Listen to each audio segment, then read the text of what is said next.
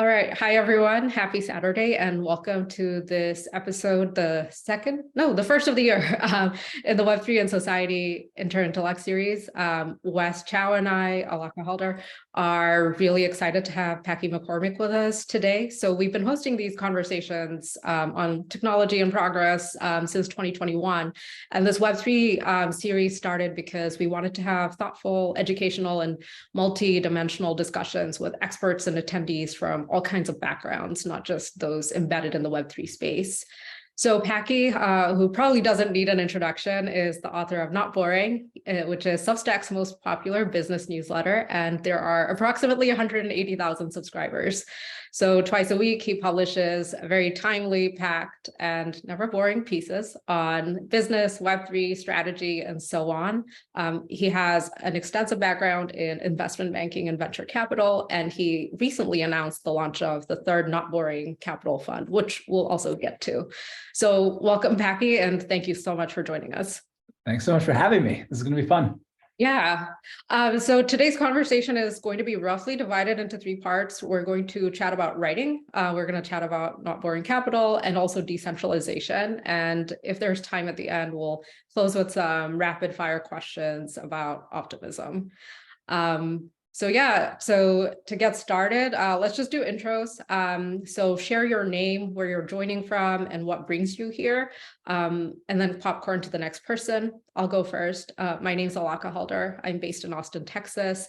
My background is that I'm a data scientist in the healthcare space, and I've worked at a string of startups, but I've been curious about Web3 kind of as one of the rest of us people. I kept hearing about it, but found it hard to navigate the space because it was rapidly evolving. So we wanted to, like Wes and I, create the space for those conversations to have all kinds of perspectives, backgrounds, and questions. And I'll popcorn over to Wes. Hi, all. I'm Wes Chow. I'm at the MIT Center for Constructive Communication. We look at what happens on social media and the sort of design of new kinds of networks, and we're increasingly becoming more interested in decentralization, so that'll become more and more of our work. I'll popcorn to Alex. Hey, I'm Alex. I was a startup founder. I'm pretty interested in Web3 and social, but just kind of checking this out based on the Twitter posts. So, yep, first one. I'll popcorn to Nikki. Hey, I'm Nikki. I'm calling in from Malta right now. I've followed Packy a bit on Twitter, and I love your optimism. So I'm here to share in that optimism and have a nice discussion on just all things Web3 and sort of decentralized systems versus the current centralized system. So yeah, looking forward to this. You want to pass it on to someone? Sorry.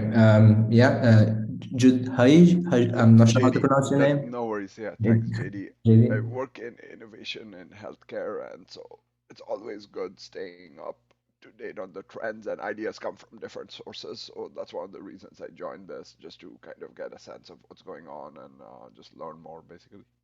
I love Packy's work and writing as well, so that was a big bonus. Thanks.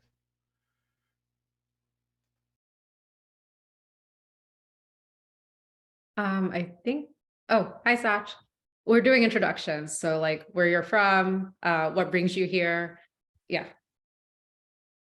Where am I from? I'm from India. I'm based in Dubai. I'm a big fan of Alaka, Wes, and Packy. So that's why I'm here. And I'm enjoying Packy's videos on YouTube. Thank you. Awesome. So we'll start off with an opening question for Packy. So you've had a long and successful career in finance and venture funding, and you're also a very prolific writer. So how did you get started and what keeps you going? Yeah, good question. So I'm Packy. I'm based in Brooklyn. And yeah, so I out of school, I went into finance and investment banking for a few years. Then I worked at a startup called Breather for 6 years. We did on-demand meeting and workspace. It was this like super operationally complex thing. I feel like for the first 5 years or so of my time, my 6 years of Breather, I was just like 24/7, heads down in the weeds, working on trying to build this company that ended up failing during COVID after I left. But I remember having a conversation with my mom and her business partner at one point where they're like, cool, so like, what else are you interested in outside of work? And I was like, not much. I'm like pretty much just working. And then there's like a series of things at the company that got me to like, want to do something else beyond just focusing on the company. It was getting less intellectually stimulating. So I took an online writing course called Rite of Passage and loved it. Like I'd always kind of liked writing in school, but had never done it any more than that. But every week, the course made you turn in something else, and I built up a little bit of a habit, and then started a newsletter as an assignment for that. And then when COVID hit, I had quit my job at Breather and just decided to see if I could, for 3 months, just kind of go full time on writing and see what would happen. And it's kind of grown since. What keeps me going now, I think, is one, I just kind of still love the writing, and then two, I just think that there are so many unbelievably cool things being built, and some in Web3, some out of Web3 right now that that aren't getting appreciated or understood, or that I'm just personally curious about and want to dive deeper on. And so having just a bunch of fun learning from a bunch of entrepreneurs, building in a bunch of spaces. So you basically every week or more release something like 10,000 word newsletters, and these are a wide and interesting range of topics. So how do you decide what to follow? Like, how do you curate your sources and write these interesting pieces every week? That's a really good question that I don't have a really good answer for. I think it's, there's a bunch of Twitter, there's a bunch of writers that I like following. But the way that I view it, I think there are some people, like if you look at writers like, Ben Thompson or Bern Hobart, or like people who are just like really smart and write every day, I think they have like a framework for the world, and then they kind of like hang different things on that framework as the news comes in. For me, I'm just like hoping that if I read a bunch of stuff and talk to a bunch of smart people and follow the interesting conversations, that like at some point during the week when I have enough time left to write a piece, they'll like come together in an interesting enough way that there's something to write about. And I found, I guess, that panic as the week goes on, like kind of helps those things come together. But there's really not a lot of structure to the process. I just figure, if I'm interested in something and can spend the time finding out the right angle to explain it, that hopefully it's going to be interesting to enough people. Do you carve out like writing time every week, or is it whenever? Oh yeah. Strikes? No, this is the job now. So I have 2 jobs, right? I run Upboring Capital, and then I write this newsletter. They go really well together in some ways, and I'm sure we'll talk about that. Schedule wise, they go horribly together because like venture capital is a bunch of 30-minute conversations whenever the founder happens to have time, and then writing is ideally a bunch of big blocks of time. We also have 2 kids, which kills big blocks of time. So I'm, for the first couple of years of Upboring, was writing 7 days a week, probably 8 hours plus a day. And now I'm trying to, I'll get a couple of hours in today, and then tomorrow, depending on how panicked I am, I'll get a few more hours in. But now just trying to get a little bit more efficient with the writing process. So I think you've touched on this a little bit already. So do you just write about whatever is interesting to you at any given point, or do you try to like follow certain curiosity trails and focus on certain topics? Yeah, so it's a combination of both. I think, we're here talking about Web3, and I think I spent a lot of kind of 2021 and 2022 writing about the space. And that was because it's just like such a big unexplored area where there were no experts. I also don't pretend to be an expert in Web3, but I just thought there's so many interesting angles to explore and things happening that were worth writing about. And so the first time I read about crypto, I apologized for writing about crypto. And then the second time, like I was like, all right, fine, I'll do it like maybe once a month. And then it became kind of every other week that I ended up writing about it. And so I just, as I say, like went deeper and deeper down the rabbit hole, which, I think if you look at something like AI today, it's like the obvious parallel. Everybody's saying like, oh, Web3 is dead, AI is here. There's just so many people who are incredibly smart who've been working on this for a long time.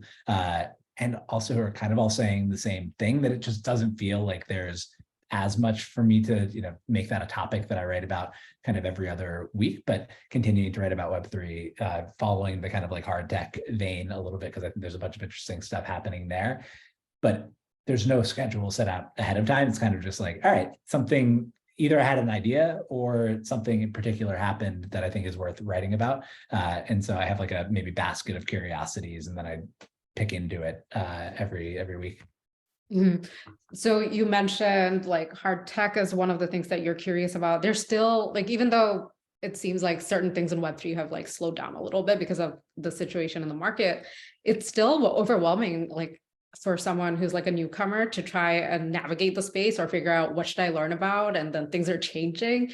Do you have any advice for people on where to begin if they're curious? Yeah, it's such a I mean, even for me, writing about it all the time, investing in a bunch of companies, it's still really hard to figure out kind of like where the cutting edge is, what things at the cutting edge will matter, what things at the cutting edge won't. I don't think I'm nearly smart enough to predict a lot of those things. I think for me, it was good to, I've written a bunch of pieces about the different L1s. So I wrote a deep dive on Ethereum, and then did Solana, and just did a company called Alio that's doing a zero knowledge layer 1. And I think like kind of understanding just like the base of the whole thing is really interesting. From there, there's just so many paths to take that I think it's worth figuring out what you're most interested in as you start kind of exploring the basics and just following those curiosities. You'll learn about other things as they kind of intersect, but you're never going to be able to cover everything that's going on in the space with any depth. So find either a use case or technology that you think is actually kind of interesting and useful, and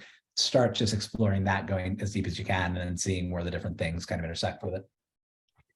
When you're doing your research, do you, I mean, is most of it done just through Google search, like online, or do you end up actually talking to a lot of people? I imagine you're the founders, the prospective companies you might invest in, they're probably giving you a lot of new knowledge as well, right? Yeah, that's a huge piece of it. It's founders that I do invest in, founders that I don't invest in. So like half my job is writing and researching, and for like the part where I'm actually focused on writing and researching, it's a lot of reading.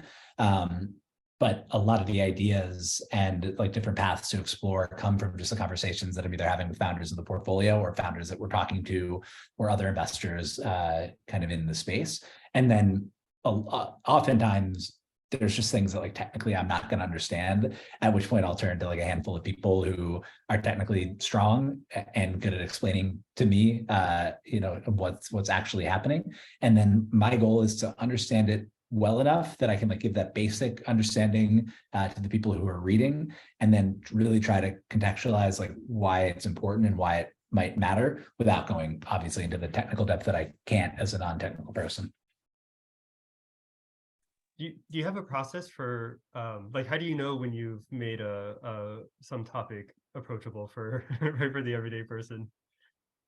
I think is it like an intuitive sense, or I saw, and I don't think I've ever had my IQ tested, or like don't know what my 5-year-old result was, but I saw like an interesting tweet the other day that like 120 to 140 is like the ideal IQ range, because like over that you just like it's hard to communicate, and under that it's hard to maybe like understand things.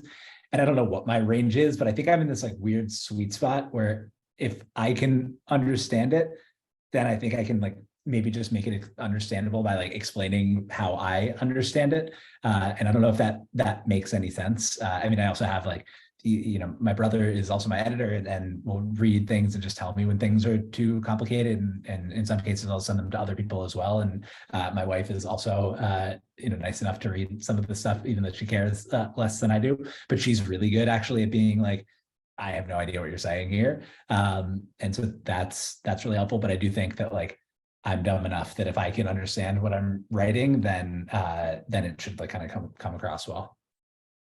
So how much editing and feedback do you incorporate into like a typical newsletter? Really depends. Like there's some that I'll write and I'll send to my brother and I'm like, this is just absolute dog shit. Like, please rip this apart and tell me like which whole sections to cut and what angles you think are interesting that are worth like re-exploring, and then I'll completely rewrite.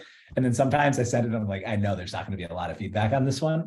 And then it's like really tightening up and making sure I tend to, as you pointed out, be a little bit verbose. And so like my one ask every time is like, please tell me where I can cut this thing. So I guess a couple of examples, like this week I wrote a piece about differentiation. That was like kind of just more off the dome and kind of got to just sit down and write about it. It was based on personal experience.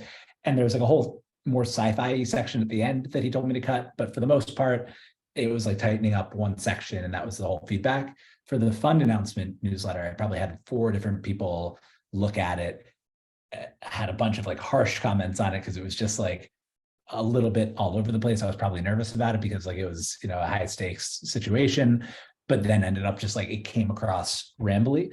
And so I had just a bunch of people telling me where to cut, tighten, go deeper, all of that. And so I think it depends, I guess, 1 on just how confident I'm feeling in the piece, but then 2 on how make or break it is. Because I send these things every week and I want them all to be as good as humanly possible.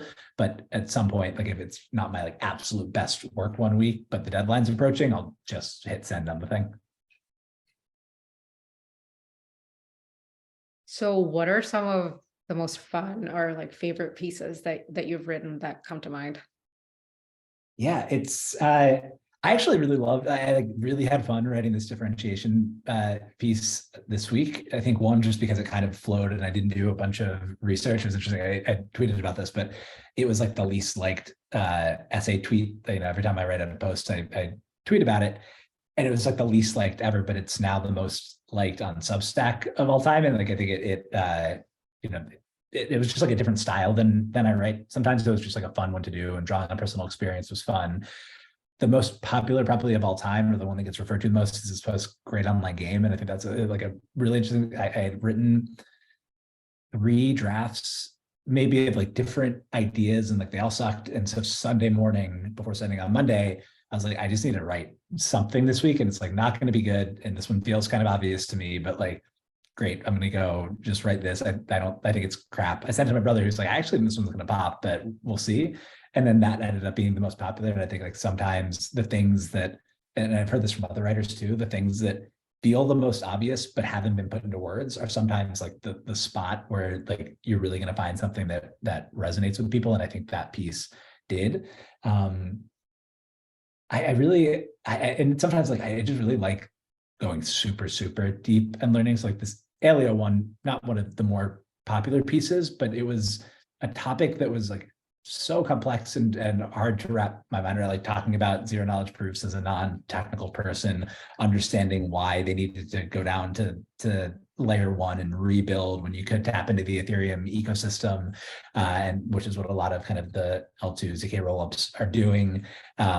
Understanding just kind of like, I think I view blockchains kind of as like platform companies. And so understanding the platform dynamics there, and you know, how Polygon spends a lot of money to bring people into the ecosystem, how Alio hasn't yet, like how you would market it. It's just so multifaceted that I had a blast reading. Like I probably read, you know, 100,000, more than probably a couple 100,000 words on related to Alio, talked to a bunch of people who knew what they're talking about. And so, you know, even if it's not going to be the one that like pops the most, I really like just kind of going super deep on that. And I also measure those on like how many people tell me that I was a complete idiot and like got it totally wrong. And it didn't happen too much in that one. For a technical topic, I'll take that as a win.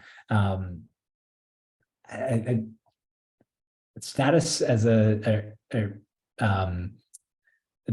a Eugene Wei post, Status as a Service. I wrote a post on NFTs based off that post called Status Monkeys. I had a lot of fun with that just because I really like Eugene Wei's writing. And so like trying to make comparisons between the two was interesting. And then like a lot of the company deep dives, Hadrian comes to mind just because they're doing something kind of big and complex. And like the meatier and more complex something is, the more I like trying to dig into it and figure out, obviously the more like surface area there is for me to get things wrong. But those are the ones that I have the most fun with. If you were constrained to just one topic for the rest of your life, like what do you think that would be? Oh man. It's really good. So for the fund, I gave it this like category. I said that we're investing in this category that I'm calling hard startups. And like I did that because it's both focusing, but also like loose enough that I can play around in a bunch of different things. It essentially means like something where there's no playbook and either there's cutting edge tech or a new business model or something like that. If I can do a cop-out answer and say just like hard, like things kind of like at the frontiers, that's where I would do it. I mean, Web3 is definitely the thing that I've written about the most and will continue to write about, you know, despite the bear market. It looks like it's maybe coming back up to life a little bit now, which is nice. But that one's just, I guess if I had to pick like one particular one, I think that would be one to lean in on. There's a lot of like bad scammy writing in the space, and so I think it'd be hard to like start now and stand out there maybe.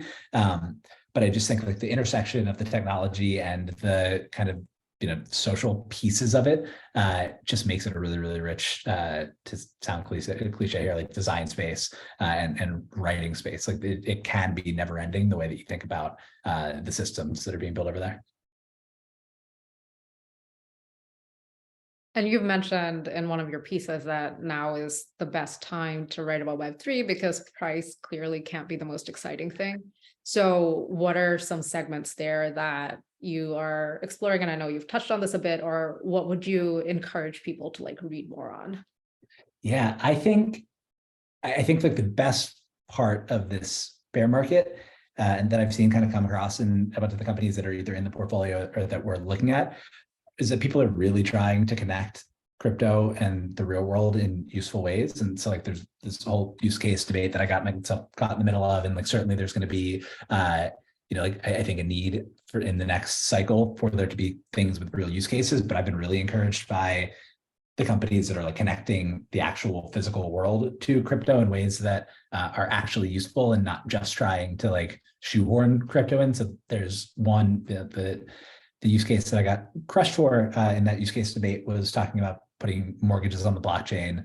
I hadn't given it any thought. Makes sense that you'd want the like world's largest asset class to be connected to a more liquid financial system, but hadn't thought through the mechanics. We have a portfolio company, Visible, that just released their kind of alpha the other day, and like the solution they came up with, which is essentially doing all of the hard work of working with like all the local county offices where the title sits and being able to read write to the titles and check in on liens and like actually build a more liquid way to deal with your real estate. Like it's just like a solution that I never would have been able to come up with myself. That's why there are entrepreneurs out there in the world who are spending all of their time doing this stuff, but I think is going to be really, really elegant and useful to people. And like there's this very tangible thing they say, which is that you can actually go get like you can go get a loan on your house in 3 days versus 30 days, or they're going to be able to let you set up a rental agreement if you want to lease your house to somebody for a month or 6 months or whatever.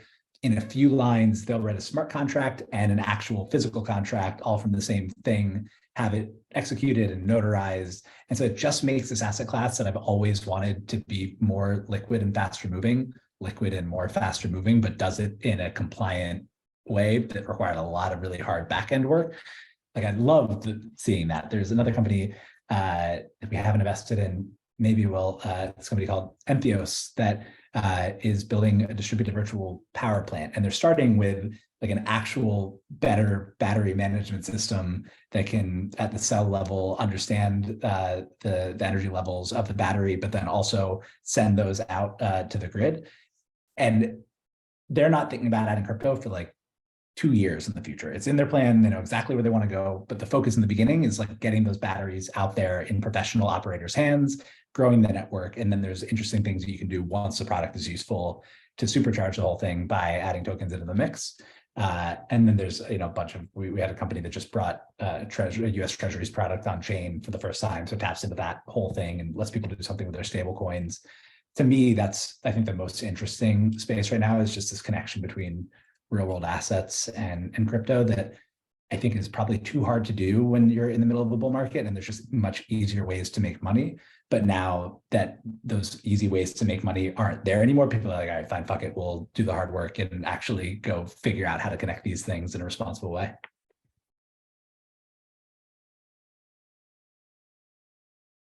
So we'd also like to open this up for audience questions, comments, before we move on to like any other topics. So please raise your hand or just unmute yourself to chime in. I have a question. It feels like it's increasingly easy to churn out mediocre copy now. So I'm wondering how you think about like developing an edge as a writer, since anyone can write like 30 essays with ChatGPT that are not that good. Like, how do we think about writing and and developing a niche now and in the future? Yeah, it's a really good question, and tried to address it a little bit in the last post that I wrote, because it's something that I've been thinking about a lot. And like ChatGPT is, to your point, writing mediocre stuff now. It will write better and better and better stuff. The idea that I talked about in that one that I got from this writing course that I took is called the personal monopoly, which is like maybe a slightly cheesy like headline for the thing, but it's finding the intersection of your particular skill sets and your interests and an unmet need in the market, and just like layering interest on interest until you find the spot that is like yours to own and that you really care about writing about, and I think can explain in a different way, and adding your own voice to it. And I think that's more important than ever. Like, it's super easy to write a post on like why AI will change the world. You can have ChatGPT write it for you, but if you're not deep in the weeds on that and like haven't cared about it, and now you're just writing about it because other people want to read it, it's just not going to come across as much better than the ChatGPT post. Whereas if it's this particular niche thing that you've cared about for a really long time, and you care about it, somebody I just saw launched a newsletter that talks only about the different cocktail bars, like good cocktail bars in hotel lobbies, like this very, very, very specific thing. And you could see how that could, like, if you find an audience for that, and there are people I'm sure who love at least cocktail bars and probably hotel lobby cocktail bars, but you could see over time how you could like turn that into a travel thing and expand and grow to a bunch of people, but like just getting really good on that particular thing. So when you have to care about it to have gone to enough, hotel lobby cocktail bars to write about it. But then you're just like known as the person, when somebody goes to a good cocktail bar, like they'll send you information on it, like all of the things just kind of start flowing into you being the best at that once you've identified that like very particular niche that you want to write about. And then it's about, I think, on top of that, just developing your own voice, because that will be the hardest for AI to copy, at least until you train your model on yourself. Yeah, I feel like the role of like non-public information, right? Well, just in general, like as any kind of a model like ChatGPT or or like a generative art model, like as these things become easier to use and more widespread, they're all trained on public info, right? So the more sort of proprietary stuff that or like access to to people who know those things, then the more of an advantage you'll have. Which I do wonder in the long run if maybe is a problem if it becomes like the only way that anybody like really writes something is that they know something that no one else does, and they have sort of this incentive to not really like reveal that information. But yeah. No, I think it's like, this is part of it. I didn't put it this way, but like one of the things that I was trying to wrestle with the last piece that I wrote, and I think it's maybe in some cases, certainly it will just be about like, I have this piece of information, nobody else has it, I'm going to keep it until I release it, and like paid subscribers only can get access to that information, which is maybe a bad way for that to turn out. I think the other is just like getting enough of those pieces of information and unique life experiences and whatever else that like the thing that you're writing can only have come from you. And like, I don't know, maybe that's just my bias because of the way that my brain works, but like, I just want to jam enough different stuff in here that like, hopefully those intersections are something that, the ChatGPT wouldn't come up with. And some of that will be just conversations that I have with people that aren't public that like really make me think about something in a totally different way. But I don't view it as like me, holding on to information until I can like use that to get a lot of people to click on my post.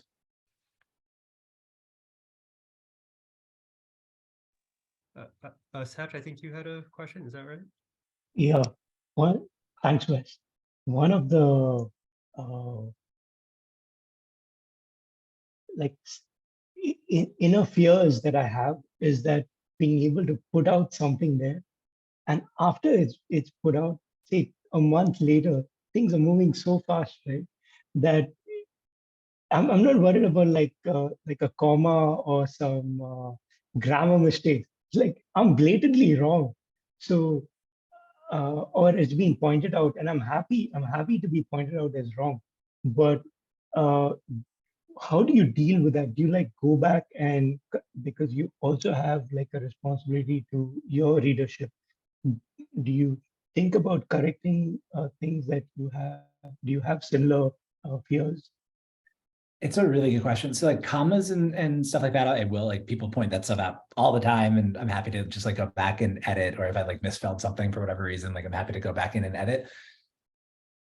I think writing in crypto in particular, this is like a really tough one. Like FTX was a sponsor of the podcast. I wrote a deep dive on BlockFi. They went bankrupt. Like there's a temptation to go back and just be like, whoops, never wrote about BlockFi, and like delete the post.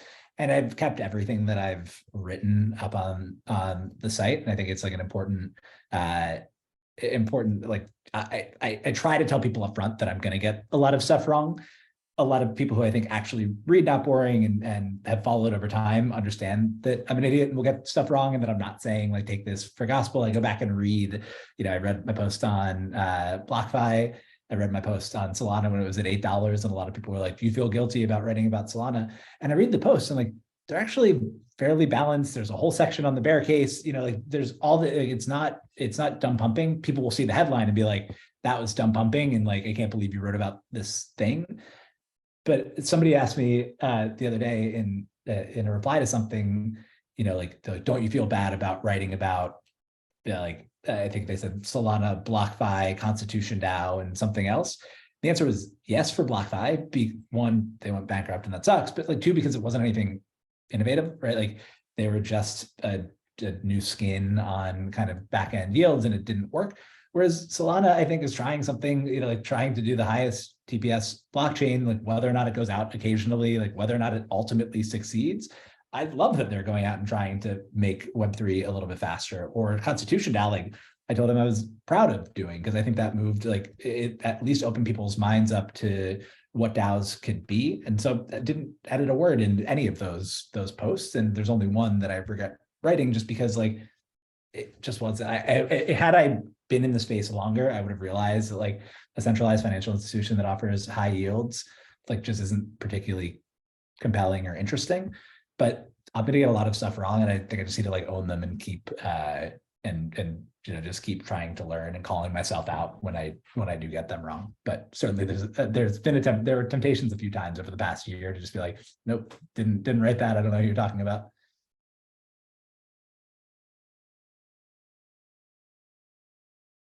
Any other questions or comments? Otherwise, we'll move on to decentralization. All right. There will be a chance to like chime in later as well, of course. Wes, you want to kick us off? Yeah, I was just going over your decentralization piece a few days ago, and I thought it might be fun to dive into some of the points there. So the very first thing is, what is the vast formless thing? Oh, so yeah, the vast formless thing is this Slate Star Codex idea. And essentially it kind of relates to like the idea of determinism, that like if throughout history there's all these things that seem like they happened because somebody somewhere had an idea, or because like there's some particular amazing leader, but like really there's this vast formless technological change. The big example that he used and I dive into is the printing press, but like this thing that is going to inevitably lead to all of these other changes, even if at the time it feels like everybody has a bunch of agency and is doing a bunch of things like kind of their own volition. And so it's this view of history where these like big technological shifts drive a lot of these other things that maybe feel like they might have been unrelated. Mm-hmm. And yeah, how does this apply to decentralization? Like what's the formless thing that's happening here? Yeah, so I mean, I think like the internet could be, I think probably is like the big vast formless thing that's happening right now. The fact that we're all connected everywhere in the world, the cost of information has gone down to zero. The cost of communicating or talking to people around the world has gone down to zero. And I made a parallel with the printing press, that like the printing press's impacts weren't really felt for a pretty long time after it came out. And there's this like Tyler Cowen point in the Great Stagnation, that like maybe just now the internet is starting to have the impact that maybe we thought it would have all along, and will like overwhelm all the things that have gotten in the way of progress. And so I think we're like still incredibly early in the internet's impact. Like, it's cool that you can order a car on your phone, or that we can talk here, but like most of your day-to-day experience, or like the things that you touch in the physical world, haven't really been changed very dramatically by the internet. But I think like over the next 50 years, whether it's like internet itself, or the fact that now we can have AI because of the internet, or Web3 because of the internet, or solar panels that talk to a grid and do it in a smart way. Like all these things, I think over the next, call it even 100 years, will like start to be shaped by this new paradigm. And how do you think about like, I do think that the internet is this it is this kind of enabling force for for maybe some kinds of decentralization, but you also see a lot of like really like power law kinds of dynamics, or like very centralizing things, right? Like Facebook, right? Yeah. It's part of the internet, and it's like a single thing. Yeah. So like, how do you think about like what sorts of things are more easily decentralized, I guess, like through the internet, or like what things are going to be, or Yeah. It's a good question, because I like had this idea in my head for the piece. Like I was like, solar panels are like what really, the solar versus fossil fuels are like what really got me thinking about it for the first time. Like obviously I spent a lot of time thinking about crypto, and decentralization is a thing there.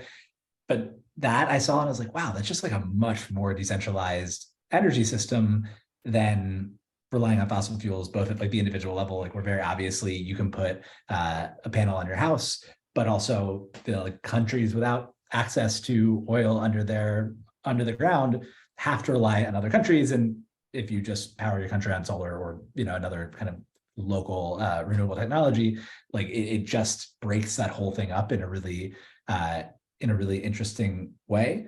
And so that's where I came into it. And so as I started writing, I was like, and then there's Facebook, and then actually like the internet has like gotten really centralized. It like hasn't been this unbelievably centralizing force. Like here's all of the reasons that the internet centralizes, and like almost there's a section that's like almost kind of like, here's why I'm wrong on a lot of this stuff probably, and like the internet's a good example there. I think honestly, I'm like, I think there's probably a little bit of hope on the like the internet decentralizes over time thing. The best and like most cliche way to describe, I think, the internet, and I actually love your thoughts on this as someone who thinks a lot about this, is just the, this like phase that we're in right now, where you needed to be either you need to be technical in Web 1 to like spin up your own website or whatever else, and then Facebook just centralized it and made it really, really easy. Like maybe it gets easy to do your own thing and to build smaller niche communities and all of that. And so I'm hoping that kind of this next iteration, like if you look at Web3 social, like Lens or Farcast, or the fact that people are able to, and it's so early right now, but the fact that you can spin up different applications on top of the protocol and serve smaller communities, and not have to do all the legwork up front to build your social graph over and over and over again, and instead focus on how you can serve a smaller and smaller community with a more targeted product. Like hopefully that gets us some of the way there. But then I think a lot of the decentralization happens in things that are maybe like beyond the internet, like a bunch of the different categories that I wrote about, that because they're able to be connected to software or technology in some ways, things like manufacturing can become more decentralized because there's AI robots, and the AI is there because it was trained on the corpus of the internet. And so like a lot of them are like tertiary impacts that I think have just maybe caused or maybe will cause some decentralization. But that is the biggest counterpoint to this, is that so far in the first 20 years or like widespread internet use, it's been a centralizing force. Do you think it's like a cyclical trend, like we move through centralization, then decentralization and centralization? Because you could also argue that there will be a period of decentralization and competition, and then things will start to amalgate. Yeah, I got mad at myself that I wrote that whole piece, and it was like 16,000 words or something, and I didn't do the bundling and unbundling quote. And I think like that definitely it definitely makes sense. I was thinking kind of like longer timescales, but yeah, I think that's absolutely right, that there's always going to be a back and forth between centralization and decentralization, and that neither one of them is bad. Like I think there's definitely a lot of like almost religious fervor about the idea of decentralization in Web3. And I think it's more that if the centralized institutions are doing things that they can do because they have monopoly power now, and 3 billion people use Facebook's products, like nobody in their right mind wouldn't try to maximize that opportunity. Like, I don't think Facebook is evil for doing that, but it does, I think, just open the door for more decentralized, smaller solutions, which at some point will be so chaotic that it opens the door for somebody to reintroduce centralization and kind of bring order to it. And so, yeah, do you think it's this kind of back and forth where hopefully each generation of that is building something that's a little bit better than the kind of like opposite version in the last generation? Mhm. Yeah, one of the things that I've been thinking about, like trying to figure out here is like what characteristics of some kind of a space or product or or a concept are um, lend themselves to like more decentralization or or centralization.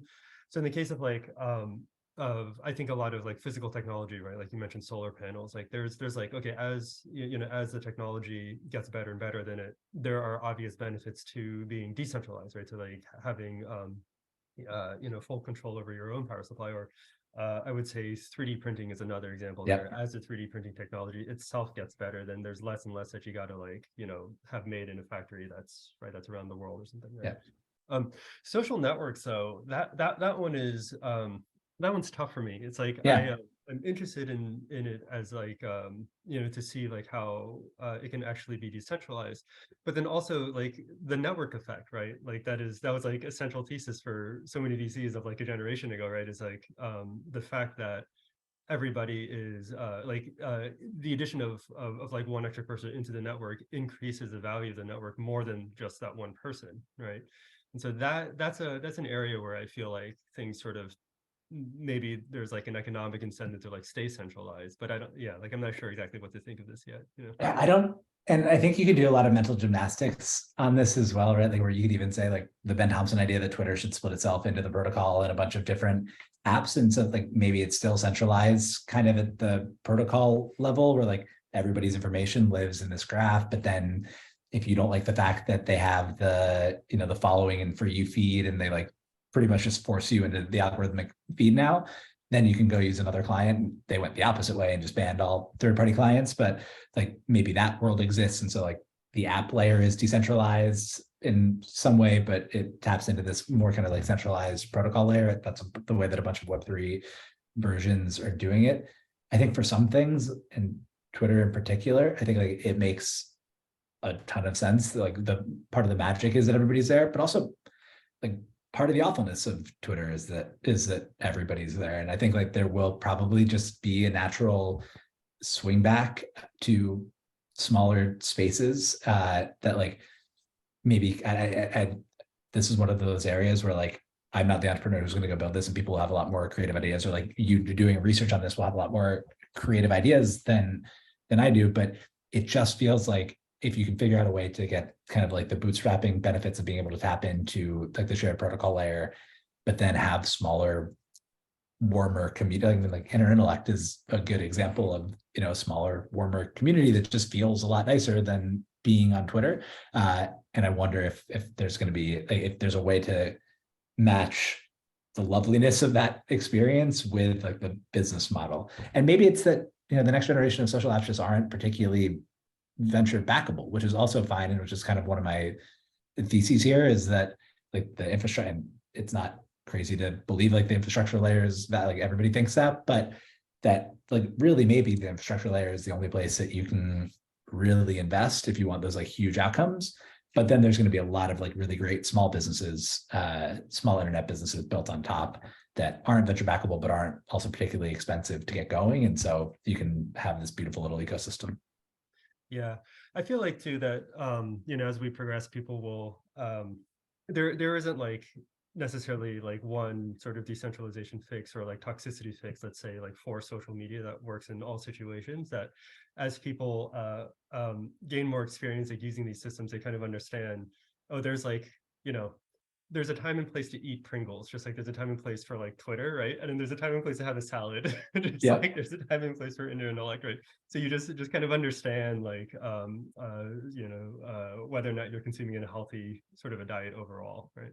100%. Although just like it's like if you had a can of Pringles in your pocket all the time, though, like once you pop, you can't stop. I think that's the tough part, is that even when I moved my Twitter app off the home screen into the second screen, and now I just open up my second screen and check Twitter. I think it being there with you always is makes that a little bit challenging, but I agree. Yeah. So I'm curious about your thoughts on AI. Like I feel like there are two competing perspectives on whether or not it's a decentralized kind of technology or not, right? There's the Peter Thiel view, right? Is that you need like a ton of data, and so really the places that are going to be best at AI are the places that are okay with like centralized, like essentially surveillance, right? But then it also seems like right, like a lot of the models that we've seen people come up with recently have been trained on open data and are being offered as open models. So like what's the truth here? Yeah, for better. I mean, I think there are pros and cons to both approaches, right? Like OpenAI has been a lot more careful about the data they trained on, but it's also super centralized, and you have to log into OpenAI to use ChatGPT and a bunch of stuff, and you're just texting this and you're chatting with it and training their models. And I think that's great for what they're doing, and I want their models to get better to use and all of that. And also, when I have my like personal models, I don't want them to live inside of OpenAI servers. So like if there are things that that I'm training to be more like me, or to like go do things for me in the way that I'd want them to be done, I'd probably rather those live on device with a combination of like a stability AI model and Apple Silicon. So I think there's probably, like your last point, a time and place for both, right? Like OpenAI will probably be more cutting edge because it is centralized, and then hopefully the open models come in afterwards, and people can maybe personalize those and play with them a little bit more. But I think it's like a wide open, like, Stability AI just got sued by both artists and Getty Images because they were scraping things from the public internet without as much care as OpenAI has taken to the data that they ingest. And I think you're going to see a lot more like awful things come out of the open models, and a lot. I mean, it's like a more decentralized system, right? Like, I think you're going to see more awful things and more amazing things come out of the open source side of this over time, as developers get their hands on things for better or for worse. I guess long-winded way of saying, I think like probably at the foundation model level, there would be both approaches, maybe for until it goes fully, like until GPT-5 and it's like fully multimodal and you don't need different foundation models for everything that you do. I would imagine you'll see like an open and closed version of the different types of foundation models, and then people building more or less on either side. I mean, ChatGPT, it was an accidental leak, but is now $42 a month for a professional user if you actually want to be able to use it when it's busy and all of those types of things. Whereas once you start building on top of Stable Diffusion, you can do it locally and build there, and like it won't change and pricing won't change on you. And so I think hopefully you see just a blooming kind of developer ecosystem on that side of the house, but we'll see. Right. Where do you think we're going to end up landing with respect to the content creators' rights, like the artists who are suing, and like what's the right way of thinking about this? I mean, it's a really, like, you obviously sympathize with the artists here, like to create something and have it show up in, depending on like how closely you think like it actually copies versus takes it as an input. Like you don't want somebody to like feel like their work is being stolen. At the same time, I think it's probably like a pretty dangerous path when Getty and artists and whoever else can sue for things that end up in models. I record this just because I'm trying to learn about the space. This podcast with Anton Troinikov, who's a co-founder at a company called Kroba, and has been in computer vision and AI and has been in this world for a very long time. And his point on this is that like, that ultimately, if a lot of this kind of goes the way of the artists in court, like the winner is Disney, because like Disney has all of this IP that will end up there. They've been litigious on this front as well, and so like it seems like a win for the small artists, but that precedent actually is like just really good for the existing IP holders and rights holders. The way that I want to see things go, and hopefully they do go, is there's just better attribution and payment. And so Anton's hinted a couple of times that they're working on something on the attribution side of the house, and it is possible the way diffusion models are set up to like actually pick apart which images have led to the creation of an image. So there will be more there. And then on the Web3 side, I'm really interested. I think like the idea of data ownership and your personal model ownership is just going to be more and more important. And hopefully there are ways that you can just contribute kind of opt-in versus trying to fight for the payment later in life, and hopefully the standards are kind of set there. Right. And what about journalism? I do feel like there's there's definitely a benefit to having a larger number of small independent journalists, and especially like platforms like Substack are really starting to enable this. But also it seems like some kinds of journalism are really expensive, and you kind of do want like a handful of concentration of resources, I guess, right, to actually pursue some stories. So Yeah, like what's the balance there?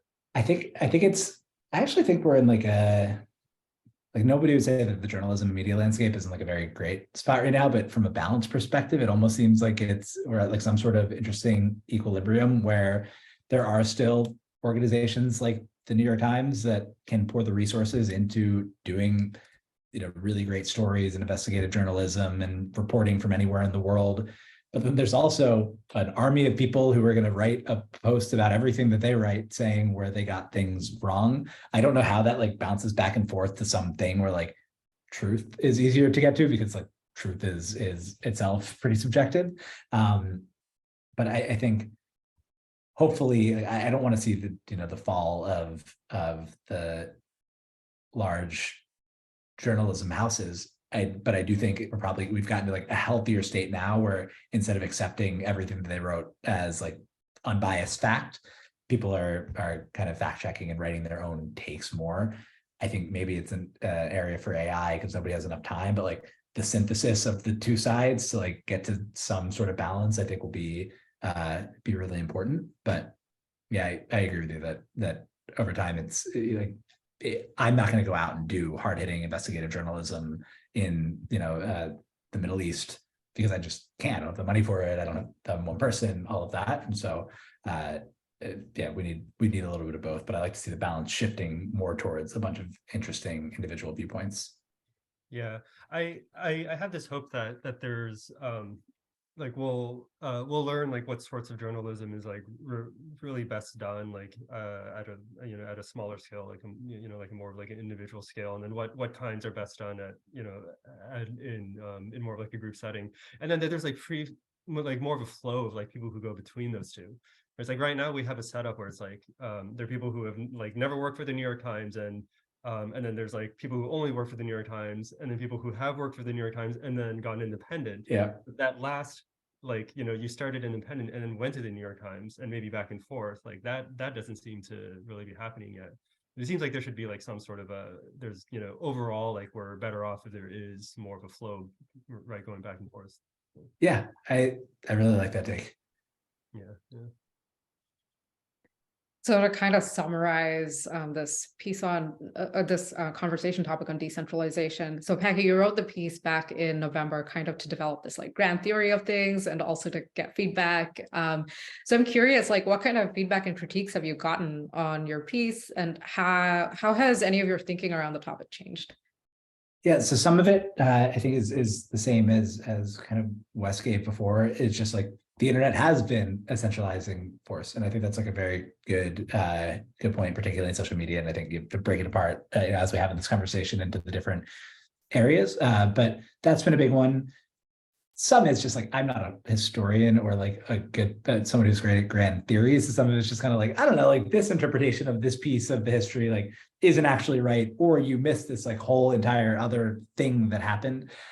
In terms of how my thoughts have changed, I think like the overall thesis is one that I've kind of felt for a while. And so like that hasn't changed as much as just like I acknowledge when there's a lot of, great points around specifics about it. And I think I've, when I wrote that, it like almost, and I think I even wrote the piece that like, I'm going to probably go too hard onto this side of things just to kind of make the point.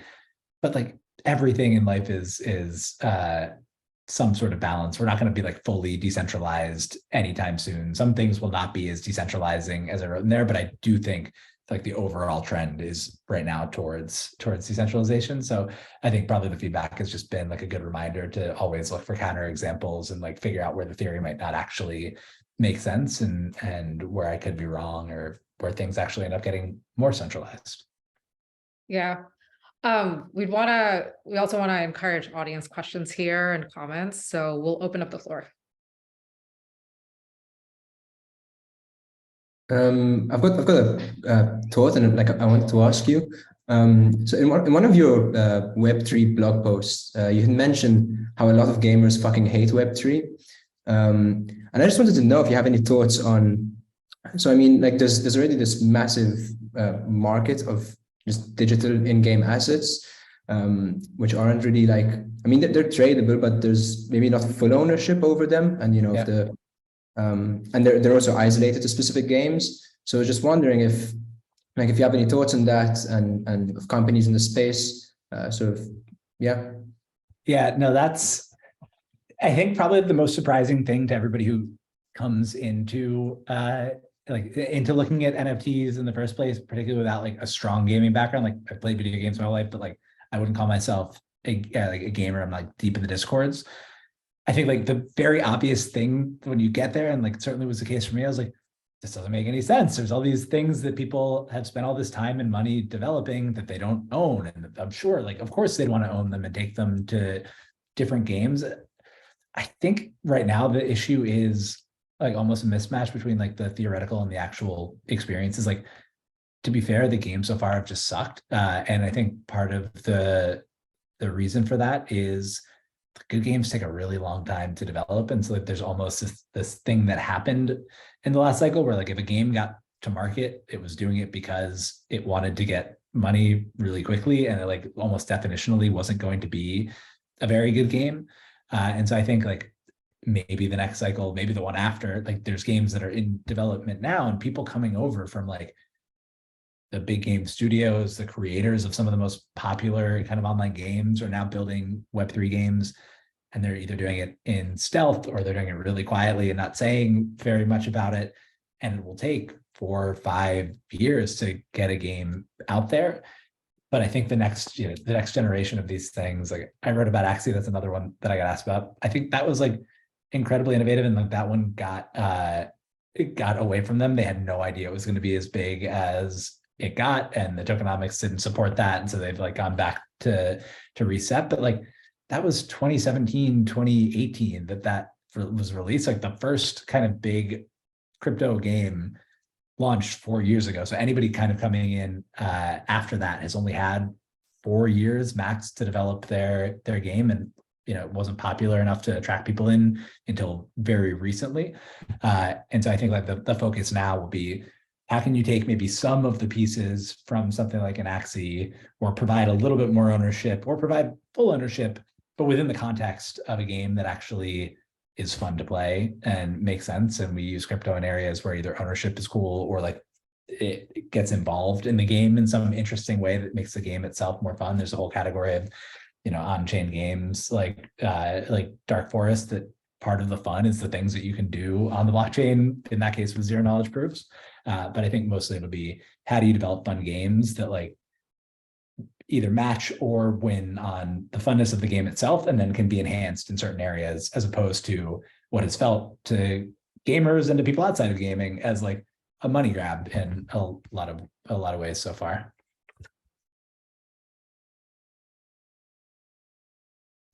Do you think that the best way to approach this is building games around like blockchain items, or trying to like trickle blockchain items into existing games? It's a good question. I think probably both approaches can make sense. And like if there's other categories where I'm like not an entrepreneur, like I'm really not a game developer, and I think like a real game developer would have a very a much more nuanced answer there. But I could see both. But I think maybe the one challenge with trickling existing blockchain assets into, or like building a game around existing on-chain assets, is that you're like almost starting from like a more limited thing, where like you're kind of limited to having Bored Apes or Punks or whatever NFT community is your characters. And so if there's like a fun way to do that, like you have to compete with other side who has Bored Ape and a bunch of relationships. And so like if somebody's going to win in that approach, that feels like it could be a winning one. Whereas I'd probably generally in anything just lean towards like starting blank page with what you want the game to do or what you want the business to do, and then like figure out, does crypto make sense in any way here, or does it not? And then to the extent that it does, pull it into the game. Just a little extension. I think like one of the kind of cool things that comes up with interoperability is like having the same item in 2 games at the same time. So like dying in one game and maybe losing it in the other. Yeah, no, that stuff. I mean, that's what I mean when I say like there are probably some areas where you can actually make the game itself more fun because of blockchain. Like I think some of that stuff can be really interesting where you can play across different worlds and you can have games that connect into each other. I'm not nearly smart or like visual enough to even picture how something like that would come together, but like it's just like definitionally a wider space to play in. And so I think people are going to come up with pretty wild things, but that is certainly going to take like a long time to play out in any meaningful way. And like there's issues with interoperability as well when you're talking about like you need to figure out a standard for the assets themselves that would actually like make sense in a bunch of different games and get people to agree on those. So I think conceptually like it makes all the sense in the world, and at some point in the future that will be the case. I'm glad that I'm not like the one who has to do the hard work in the interim of like figuring out what all of those little steps are to actually make that happen. What's the wildest most non-intuitive thing that you've seen happen in the gaming world? I guess this could be a question for everyone. Yeah, let's open this one up to the floor. Yeah, I don't really have time for games. I have no idea. I like conceptually, like I know sort of what's going on, but I don't actually know what sort of creative things people have come up with. Can you go a little deeper into what you mean by that? Well, so there's this idea you just brought up, Alex, of like, you know, you die in one game and you lose an item and you lose it in the other game. Like I wouldn't even have thought about that. Like is there like other stuff out there like that, or? I mean, one thing that just comes to mind, I'm not much of a gamer at all, like especially recently, but I have seen, so I like the idea of like people, just players being able to create their own assets and sort of you're opening up a marketplace where they can be traded, and you've got a percentage of like the fees like trickling back to the creators, and you create this like sort of chain, and it's like a bit of like an economy in the games. I mean, like games like Minecraft, for example, already have this sort of structure within it, and then you've got all these private servers with where people can use real money to buy whatever you're going to buy in game. But I really do like the idea of having this marketplace where people can move assets between games and create their own assets and have other people use those assets and sort of like keep on this just create this economy for between games. But I haven't seen much going on. Like the only thing I've been really following is sort of what GameStop's doing, but that's also very quiet, other than their existing marketplace. Yeah. Go ahead. No, please, you go ahead. I was going to say that this is anecdotal, but I have some friends that work in the gaming industry. And I think the thing that blows my mind the most is how much animosity there is towards crypto and Web3 culturally. And like the handful of them that find it interesting and want to try to advance projects within their organizations just meet so much friction because people see it as some big like toxic Ponzi. So I don't know, it's so surprising to me because they're brilliant people, like in many cases super creative, great developers, and there's just this idea that they don't want it to come anywhere near their projects. So I don't know, that's what's really surprising to me. My like one personal anecdote with this was that Discord, me and Mario Gabriel wrote a piece about Discord and like talked about the fact that like maybe at some point it would make sense to integrate crypto because it was becoming the de facto place for crypto communities to gather. And Jason Citron, the CEO of Discord, replied to my tweet about it and said like it just gave a screenshot of Discord with like an Ethereum login. And I had to turn off replies to the tweet because like at least 2 per second were coming in just like ripping him to shreds for even like thinking about putting a login with Ethereum in the game. So I completely, that was the first time I like really firsthand felt that sentiment, but it was overwhelmingly strong. A couple other things that like I found interesting that are kind of like tied to what I said earlier is that you could also like stack accounts, like make a God account kind of and rent that out to other people. so that people can use like really OP stuff. This kind of like the rental thing kind of exists on individual NFTs right now. Also, another one I think is pretty cool is what Courtyard is doing, which is putting like real life assets as blockchain items. So kind of where that goes to for me is like, if you ever played RuneScape, there was drop parties. Well, you could like drop party a new like MacBook to some random kid who could claim it and like have it shipped to him. And the other thing I think is cool is it just like ups the risk of the game entirely. I don't know if this is really real right now. I think people aren't really like risking their NFT items so much, but like, let's say that there's just OP items. Like if you go to Ready Player One, there was like the Cataclysm that kills everyone. Well, you could have that in like the wild for RuneScape, and like some kid could just like use it and they could go in the wild to like collect items, but those items might actually be worth like millions of dollars or something, like just kind of whatever someone brought in. So yeah. Very cool. I have kind of a related question. So obviously there are some image challenges in the wider world for Web3. So how do you think about like the importance of communicating how the technology works and the value of it beyond this community? Do you think that that's something that we collectively need to do a better job of, or do you think that we'll kind of just inevitably build the infrastructure that people will use and they'll never really understand? They might just like intuitively trust it more. I think it's a really good question, and like where I've spent a lot of time, like, you know, again, not technical, but like trying to understand it enough myself to be able to explain. And I think, you know, hopefully in the last, you know, when people actually cared, that was important to make people more comfortable with it. I think where it is right now, like, and where I'll be focused is really on just like, I think one, to your point, building really good infrastructure that like just makes it, if you like almost no trade-off to just to do something that actually gives people ownership, but with no performance trade-off or enough of performance trade-off that it's worth it. But then two are these like, you know, real world or useful use cases, and like in a non-braggy, I told you so way, when those things come, just being like, look, I think this is actually really useful, and like here's why I think this particular thing couldn't have been done otherwise and is better this way than it would have been, you know, the old way. And I think like those are, I don't know how many people are gonna listen to us talking about the like kind of more technical things in the short term, like after there's been so much trust loss. I think it needs to like, they want to see that it's going to be worth it for them to understand all of that stuff, because there are like really useful things that like either they can do or that help the world in some way beyond them, that will then like reignite that interest.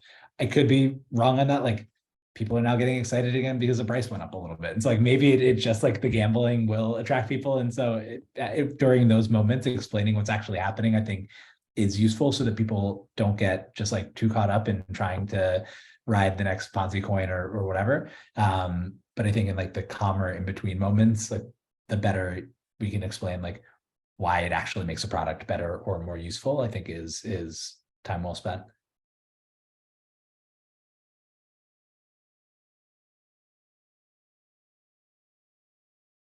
Anyone else? If not, we'll have some time to talk about Not Boring Capital Fund 3. All right, we'll move on. Wes, you want to kick us off again? Yeah.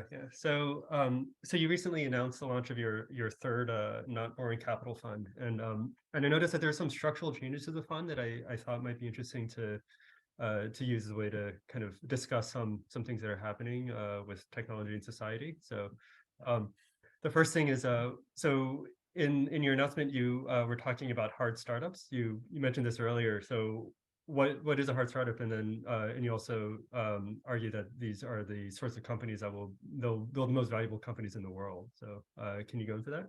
Yeah, so I think particularly over the last, you know, call it 5 years, and certainly in like the kind of peak of the cycle and in Web3 and outside of it, it became a lot easier to build something and a lot harder to build like a really valuable company. And I think those two things are related, because, you know, the idea behind a hard startup is that it's either technically challenging or there's a business model challenge or a business model that somebody might not have thought about before, like you don't know if it's going to work. Like there's some degree of uncertainty to what you're doing. But if you emerge from the other side of that uncertainty, then there's just going to be less competition. And so like there are going to be valuable consumer apps. Nikita Beer just sold his app Gas to Discord. It's the second time he sold a consumer. Like he must have made, I don't know the numbers, but a killing on that. Like there will be things that break out there. It's really hard still to build a very good consumer app, and he's like clearly a pro at this, but it's like fairly easy to like actually just build an app and get it into the app store. And so like there's just going to be a ton of competition, if for nothing else than like eyeballs and attention with all of the millions of different things that people could be doing. If you build a SaaS product that is genuinely better than somebody else's SaaS product, good luck like explaining and like getting enough attention to explain to potential customers like why your iteration actually is a lot better. And so the general idea is like the easier it is to do something, the harder it is to do that something really, really well. And so hard startups are focusing on either things that just like deal in atoms and are just like almost naturally hard because of that. And so we are writing about a company this week called Atomic AI that's essentially an AlphaFold for RNA, and have both like the machine learning engineers and their own wet lab on site, and there's like this tight integration between the two of those. And like it's just something that if it works, like it's just going to be really hard for anybody else to match. They have a data head start. There's like all these things that would be really, really hard to replicate. And so if they can actually get the technology to work, which it seems like they can, they just have like a wide open field to go build a really, really valuable business. I think on the Web3 side, I definitely get pushback from people. Like you say hard startups and then you're still investing in crypto. And I think there's even a distinction there where like, it's not particularly hard to build an NFT marketplace now, or an aggregator of other NFT marketplaces, or a new NFT project. And like, those aren't the types of things that we're investing in, but we're doing things at the infrastructure level, or we did Talon, which is a parent company of Urbit, which like is this really weird community that like has very low usage right now and is super hard to onboard to, but like has a kind of core passionate base and wants to build this. You can't even describe kind of what it is, because it's an operating system and it's an easier way for people to build applications on top of it. And like, it's crazy. And if it works, like it'll work for the big, and if it doesn't work, then it won't work. And so it's I think hard kind of in that way. And some of the things that I talked about, like Visible with Tidal, is just like this really hard thing to do in the back end. And it's really hard to convince banks to work with a crypto company to do lending. Like all these different pieces come together such that like if they can be the first to do that, it's just going to be hard for somebody to replicate them and catch up to it. And so I think when I say hard startups, like that's what I'm looking for. Someone who's solving something really, really hard that makes it harder to compete with or catch them later, with an added benefit of, like if it succeeds, it will have a positive impact on the world. Like probability is that it will have a positive impact on the world. Yeah, sure. Something that that you mentioned too about this new fund is that the check sizes are larger and that you'll be investing in fewer companies. Is there a reason for this? Is just like a new take on the strategy, or are you like actually seeing something, I guess, in the companies that you're coming across that like this makes sense? Yeah, there's a few different reasons for it. I think one is just like the fund math. So for the first two funds, I invested in about 100 companies in each. And I think that gives you a better chance of having a fund that performs pretty well. And like, I think you can get into like maybe the second quartile more easily, or more like, more reliably by investing in a larger portfolio of companies and just making sure that you don't miss the big winners and all of that. I think it's really, really hard with a bigger portfolio to have like a top decile or better performing fund. Like you need to be a little bit lucky. It's definitely less predictable and higher variance to go with a more concentrated portfolio. But I think if you want to get into like the very top returns, you just need to own more of your winners. And so it's not about just not missing them. It's about owning more when you don't miss them. And so that's a piece of it. part of it is just looking back, like, I'd never done venture before when I started doing venture investing. And so like learned a bunch over the past couple of years, including like when I've seen the companies that haven't succeeded in the portfolio so far, a lot of them ended up being like the smaller checks that I wrote, or ones that I was like, yeah, I could see this working, as opposed to the like, fuck yes. And like the bigger checks that I've written are all doing pretty well. And maybe that's partially because like they're a little bit later stage, maybe on average, and all of that. But like, I think there was maybe a lack of confidence in funds 1 and 2, where it's just like, all right, I have access and I'm not good at VC yet. So let me like just try to use my access to get into as many good things as possible. So there's like all of that on the kind of fund construction side. And then there's just the piece of like, there's no way to write about 100 companies in a year or 2 year period. And I really want to be able to like just go super deep with the companies that we do invest in, and make sure that I write about all of our core checks, and just like stay in much closer contact with the companies. And I think like not boring can, one, I think over time just be more valuable. Like the actual outcomes will be better, because good founder feedback and good results lead, it's a positive cycle. But also like a lot of people can write checks even in this market to companies. And so like, if I'm going to be doing this, I want to do it in a way that is kind of hopefully different and valuable to the companies. And so the more we can lean into that, I think the better we're going to be long-term. Nikki, you want to ask your question? Sure, thanks. I'm just wondering, so it sounds like you've explored a lot of different companies in at least the Web3 space. And do you have any like just observations or just tips on like sifting through all the noise and the hype and the expectations, and sort of like trying to find either valuable teams or like companies building products which could be really useful? Yeah, that's a really good question. And I've gone over my Web3 portfolio and the things that we've passed a bunch of times trying to figure out kind of like what the commonalities are. I think, even though I hadn't kind of stated it before, this like hard startup thing or like differentiation thing like has been kind of a part of it, or this idea that like they're doing something that's weird and hard and might take a little while to pull off, but if they do it, it will actually be useful and valuable, either on the technical front because they'll push something forward that wasn't possible before, or just on the product front itself.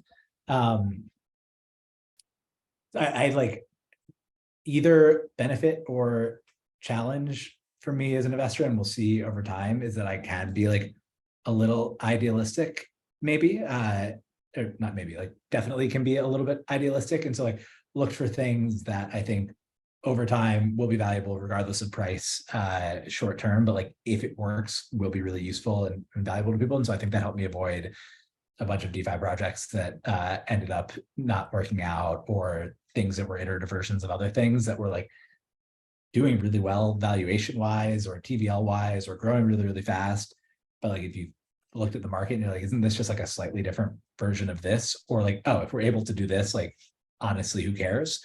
To me, like they're maybe not the most technical questions, but like those are the types of questions that I like to ask when I'm looking at something. And then it has to be a team that can actually pull it off, and who are you think are good people who are not going to try to rug, and like, the temptation is there to do that. But in anything that we look at, and certainly I think this is even more important in Web3, a lot of questions are like, are a bunch of other people doing this? And even if it's low probability, if it does work, will that add something either to like the technical corpus or to the world? How does your writing interact with your investing? Like, was it, you felt like you wanted to write and then you started investing, or you felt like you wanted to invest and then you started writing, and how do those things interact?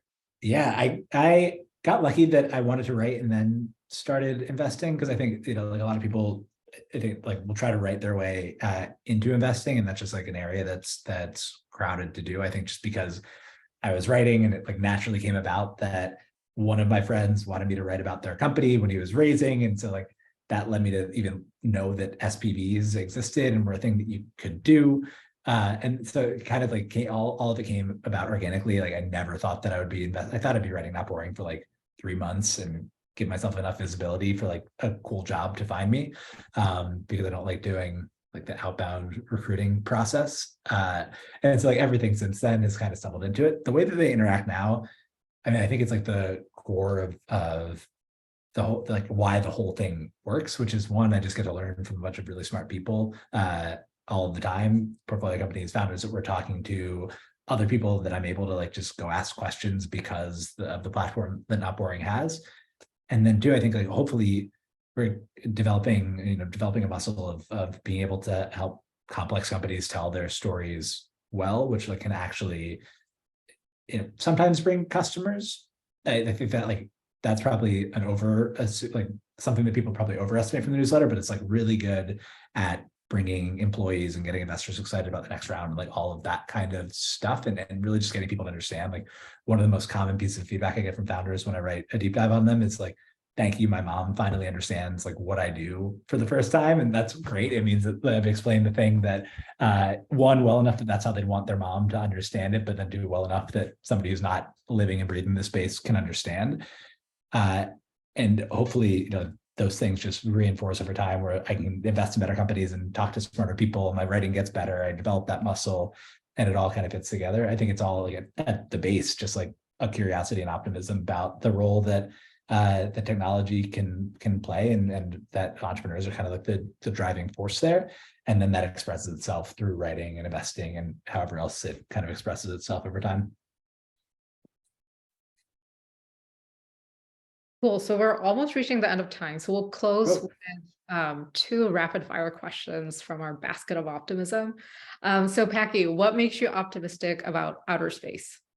So I mean, I think like the most cliche answer is just like the fact that it costs a lot less money to launch it into space now, thanks to SpaceX. And whenever you have a dramatic decrease in the cost of something, you get to see a lot more entrepreneurial activity. I just met with a company the other day that's like building ways for space, and we invested in Varda, which is doing manufacturing in space. And so like there's all this stuff at least like happening around the Earth, if it's not like, I also read a lot of sci-fi, and so that's probably part of it, but like a lot of stuff just happening kind of around the Earth that I think is going to be really interesting. And that's a big bet on just a cost curve. It's coming down to the point that I think there's going to be a lot of innovation in the space.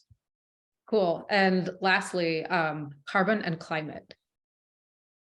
That's my like hot take, or like I don't know if it's full black pill, but on climate is that like even if the planet weren't burning, it would be in capitalism's best interest and like humanity's best interest to like rebuild the whole stack. One, just for economic growth purposes, but then two, because it's a way towards abundant, cheap energy that we otherwise wouldn't have. So like even if the climate was totally fine, I think you'd probably still want to pursue a lot of the things that people are pursuing now.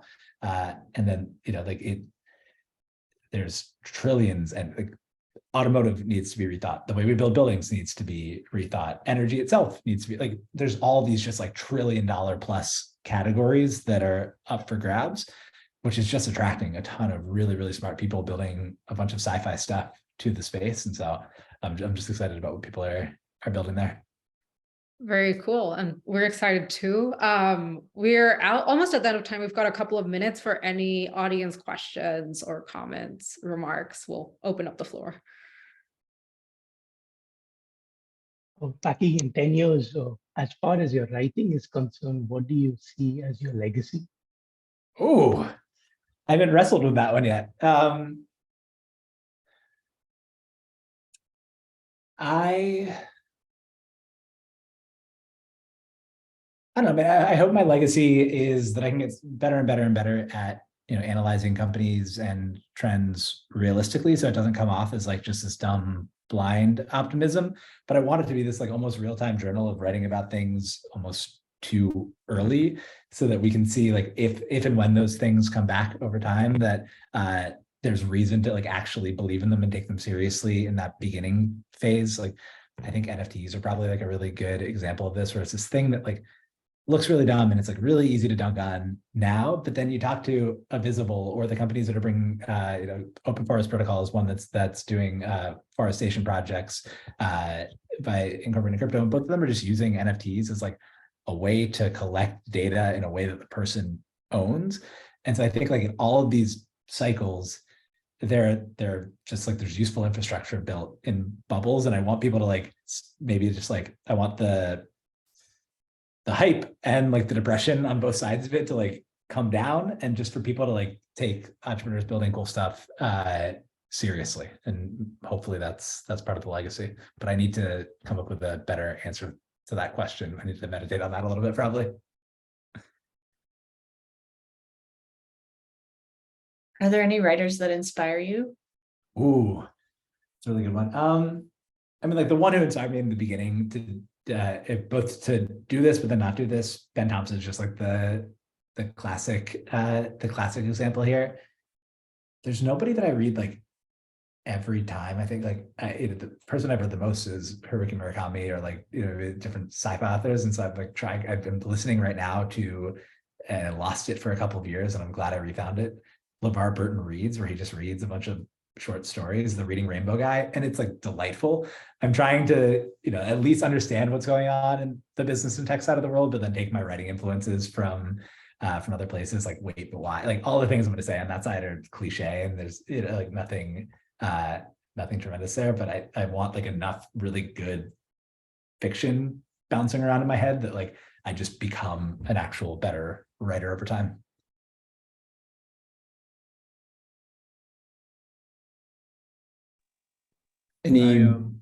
I pride myself on being very close to inbox zero all the time, but consistently Ben Thompson's newsletter and your newsletter are the things that prevent me from getting to inbox zero. It's like I always have like a backlog of stuff to read.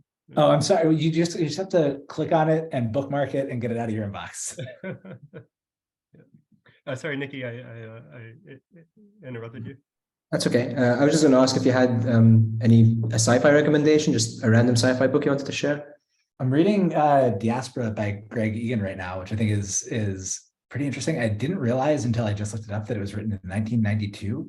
So it's like this 30-year-old book that I think got a bunch of, I mean, it's based, you know, in the 2900s, so farther in the future, and we'll see if it gets things right. But like, there's, you know, an AI component to the book, and like shocking how it seems to align now with how things are going more than, you know, what you would have expected AI was going to, like how it's going to work in 1992. So that one's really cool. Like the you know, Ted Chiang's short stories, really like I'm going to actually look at my Kindle right now because there's just a bunch recently that I can share. I'll share, like, I need to put together this list anyway, but Diaspora has been really, really good recently. Cool, thanks. Okay, great. Do you have any closing thoughts or comments, Packy? No, this was really fun. I don't think there's any, and no overarching stuff that I haven't said before, but I'm very glad that Intellect exists and that there's room for conversations like this. Has been a ton of fun, and I appreciate you all taking time on Saturday to do this. Yeah, no, it's been a great conversation. So yeah, so we'd like to thank everyone for coming. So I just wanted to quickly just mention some important schedule changes for the rest of the series. So on the listing as it is right now is actually incorrect. But in February, we'll have Evan Henshaw-Plath and Nathan Schneider, who will be talking on decentralized social networks. In April, we'll have Kevin Owocki of Gitcoin, and he'll be discussing Web3 and funding and philanthropy. In May, we'll have Joey DeBruin and Sari Azout on consumer technology. So I think it'll be it's a great lineup. We'll have some interesting conversations. Yeah. Do you have any last notes, Alaka? No, that sounds great. Thank you so much for joining us, Packy. This was a lot of fun for us. Thank you for sharing your Saturday with us. And we'll have the articles we discussed, notes from the salon, and the video out very soon. So thank you. Thanks for having me. All right. Thanks, Bye, everyone. Bye. Thanks.